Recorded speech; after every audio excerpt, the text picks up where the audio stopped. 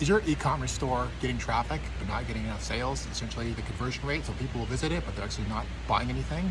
It could be because of the store, how the store is set up. Today I'm going to share the key elements of a high converting e-commerce store that turns visitors into customers. Hey, I'm Johnny Nelson, and as someone who's worked with multiple small businesses on their e-com stores, I've seen quite a few things, quite a few mistakes that people make, and we want to help you avoid those things right from the get-go.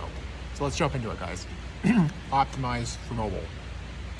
Most searches, if you jump in Shopify or even Wix, something like that, most searches are happening on mobile.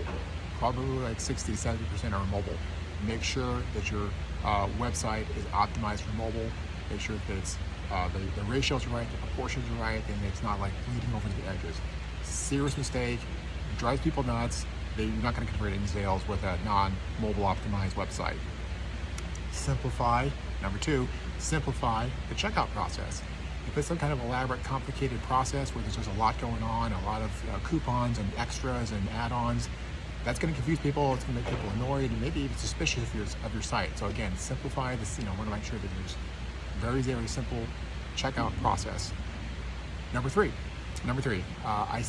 oftentimes I see websites with very low or poor quality images. They have like some type of like grainy picture of a catalog, or it's really tiny.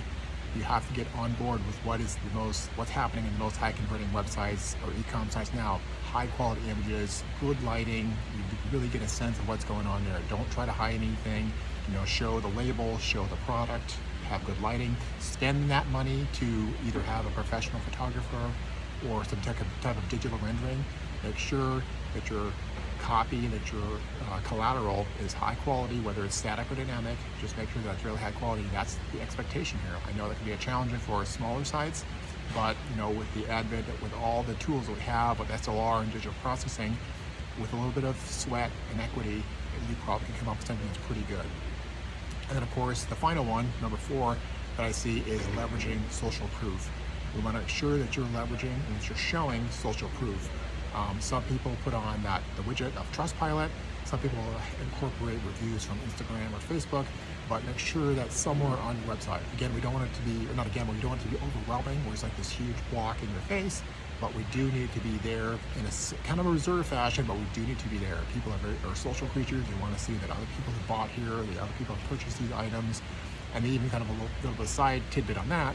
Always make sure that you have a favorite section, and people can say, oh, everyone else this is the most popular section. People are if they don't really know what to buy, and they see that type of like favorite section, very likely to just click that favorites and make the transaction very simple. So again, want to make sure that the website can load, is optimized for mobile. Of course, it needs to load fast. Simplify the checkout process. Use high quality visuals, and then finally leverage social proof. So if you combine those four things, you will start converting more customers or visitors into customers. Thanks.